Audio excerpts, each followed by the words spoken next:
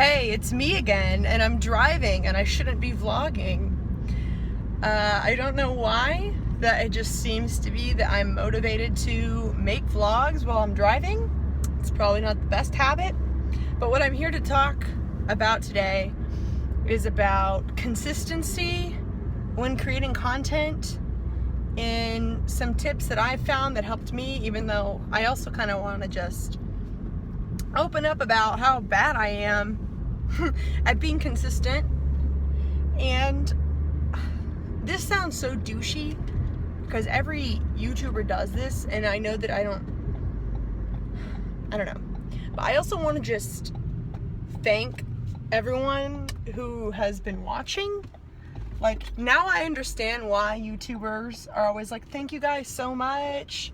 Like, it sounds kind of fake, but I just want to say that I have noticed that I have gotten a lot more subscribers the past month than any other month, and I think that it's because I've been posting more regularly, and I really appreciate everyone that takes the time to watch it and then also comment.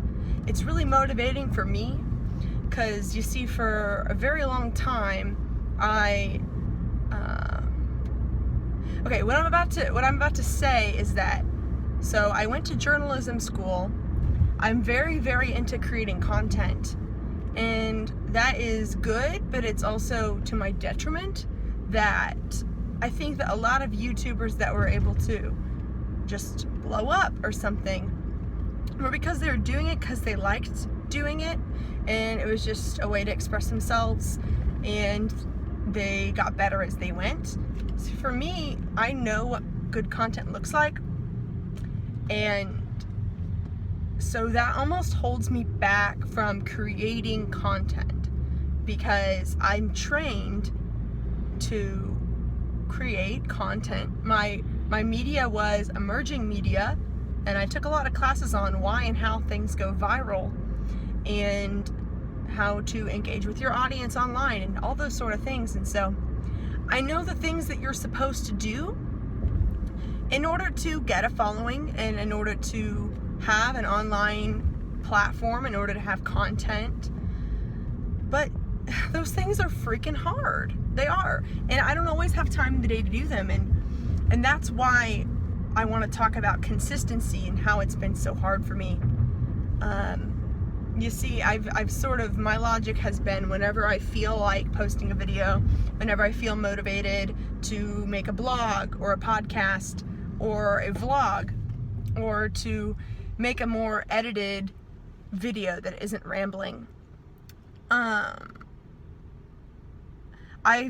mentality has basically been to just, if you feel like doing it, do it. Don't think so much about it, because for the longest time I would think way too much about it and I wouldn't do anything. Like, I would create passion roadmaps, and I would create editorial calendars of all the content I'm gonna produce. Like, for about 6 months now, I've been saying and thinking in my head that I'm going to produce well thought out, professional quality videos describing each Myers-Briggs type. I really want to do that still. I have one of them written, one of the scripts completely written, but see, those high quality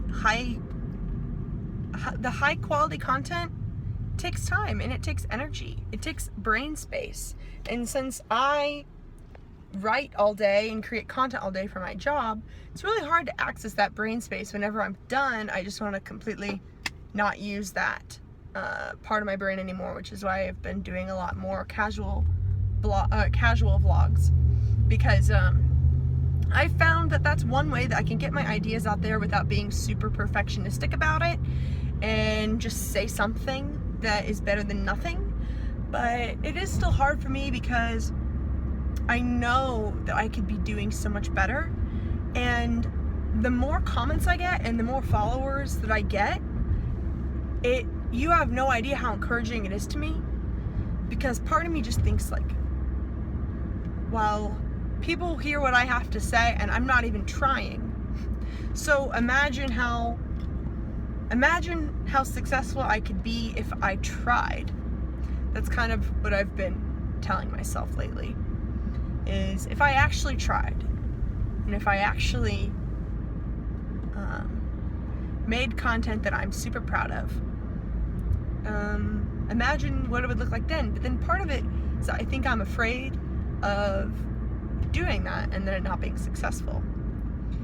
You can see I've made a lot of I've uploaded a lot of my Project Interconnection videos that I've made that I'm more proud of.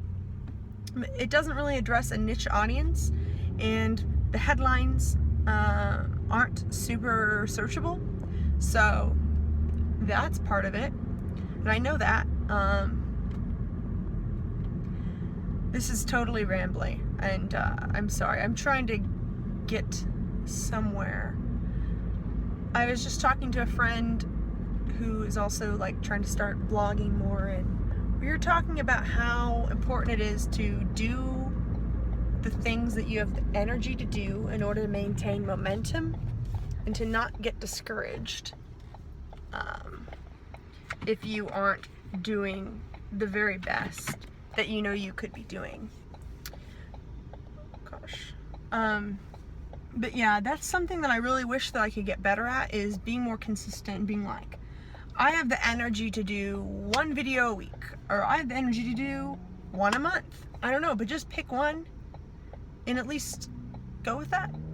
I don't know why I have that desire, but I guess I just know that audiences and online audiences like to know when they're going to expect videos. Let me know in the comments if this is something that you notice that you do. I know with the people that I follow, whenever I expect that there's going to be content from them every week or every other week, then I pay more attention and I feel like I have a better relationship with them. And it really just, it seems like I'm at a portion of my life where I'm still figuring a lot of things out. I want to focus on my content. Like, I want to share it, because the videos I've been doing lately where I'm just like, oh, here's this idea I thought of. That is, okay, like, oh, not reacting to people. Like, I'm sharing with you my realizations in real time. It's like I'm going through something and then I have a realization of something that helps me, and then so I share it. So it's not like preachy, like you should do this because this is what I do. It's like whenever I share random realizations like that, it's something that I didn't know, and then I knew, and then once I knew it, it was super helpful, and so I wanted to share. Those sort of realization videos I definitely want to do more of, that are just more general. But I also realize that a lot of times I talk about Myers-Briggs and I talk about functions, but I haven't even shared what my definitions of those things are and what my take on those things. And if anyone listening doesn't know about Myers-Briggs, they might be super confused. And so I definitely know that I need to make more just evergreen content about, this is what I think about Myers-Briggs, and this is how to tell the difference between this type and this type. But I think, to be completely honest with you guys, I've been interested in Myers-Briggs for almost 5 years now, and I kind of am not as interested now as I was then. But the thing is, I still use it as a framework for all of my ideas. I still use the cognitive functions as a framework for all of my ideas. And it's really interesting to me. It's almost like once I've surpassed that, well, cognitive functions really made me understand how people work a lot better.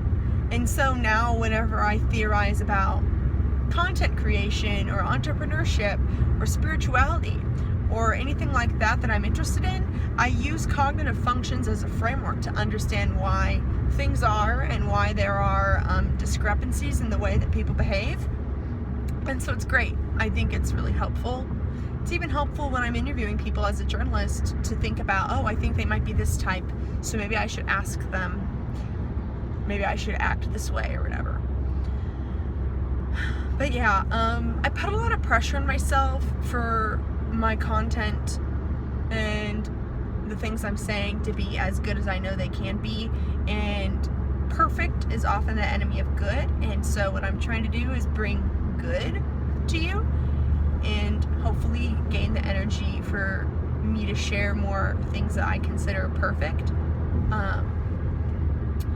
But yeah, oh, what I was going to say too is that for me, what happens is that some weeks I'm really on, everything's going great at work, I've got a lot of time to see friends, and I'm feeling super energized, and I'm just posting all the damn time.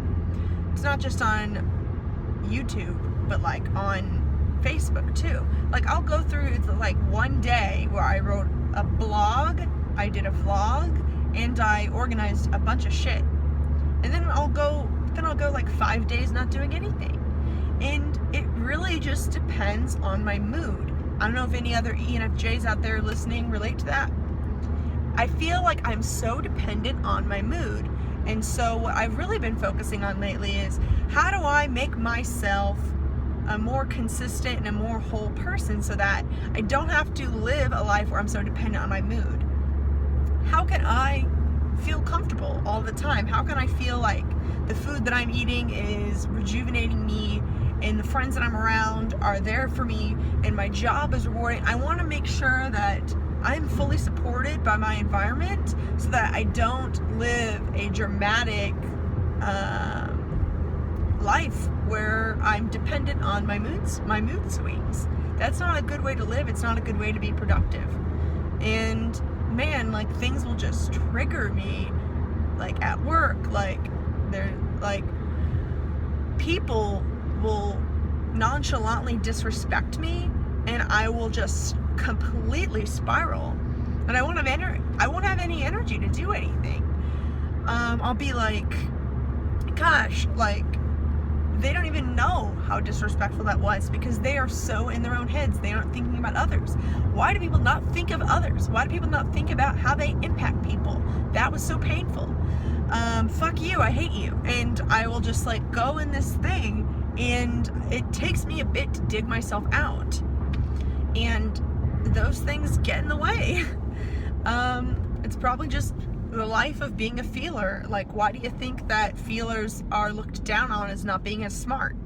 It's because feelers have to overcome this, because the workplace is not as accepting of people being dependent on their mood swings. They want people to just constantly perform.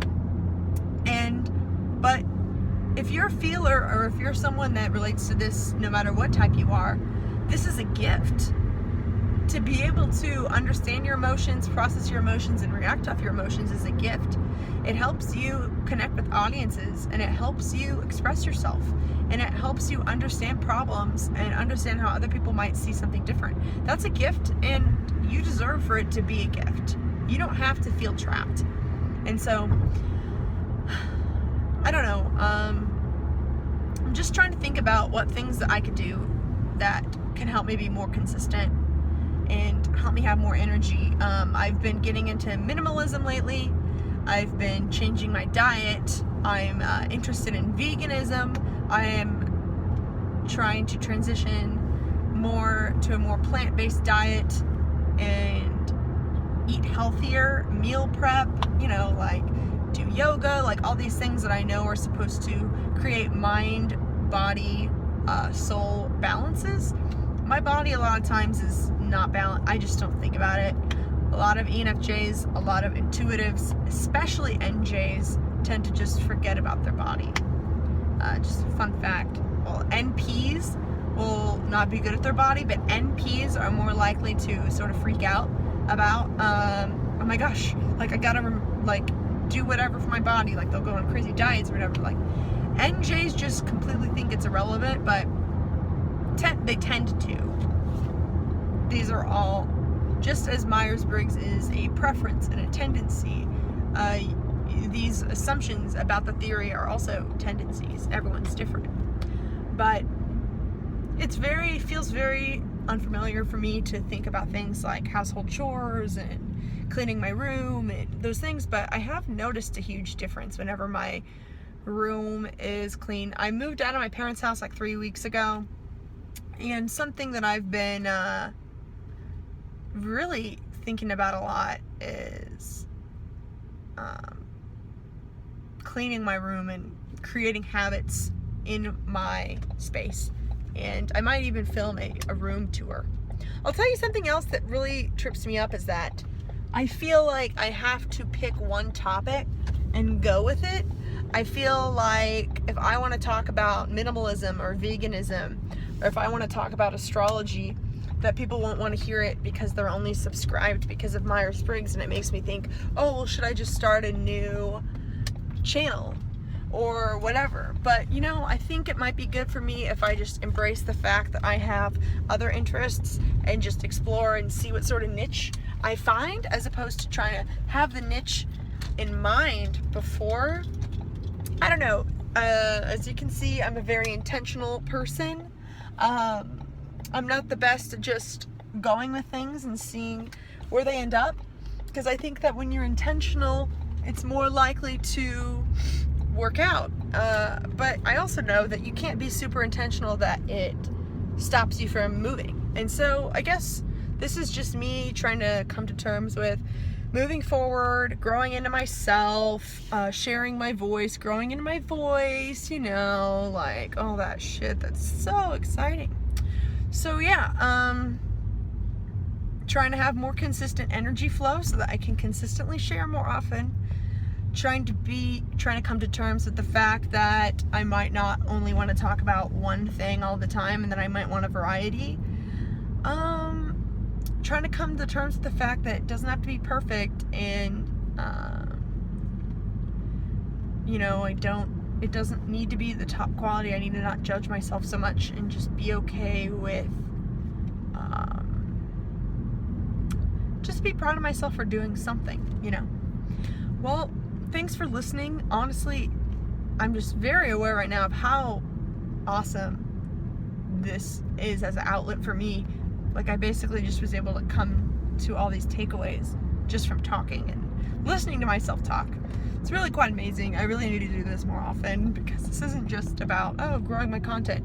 It actually really fucking helped me figure out what the hell I'm doing with my life. So, yeah. Thanks for listening, and have a good evening. Oh my god, the sun's in my face. Bye.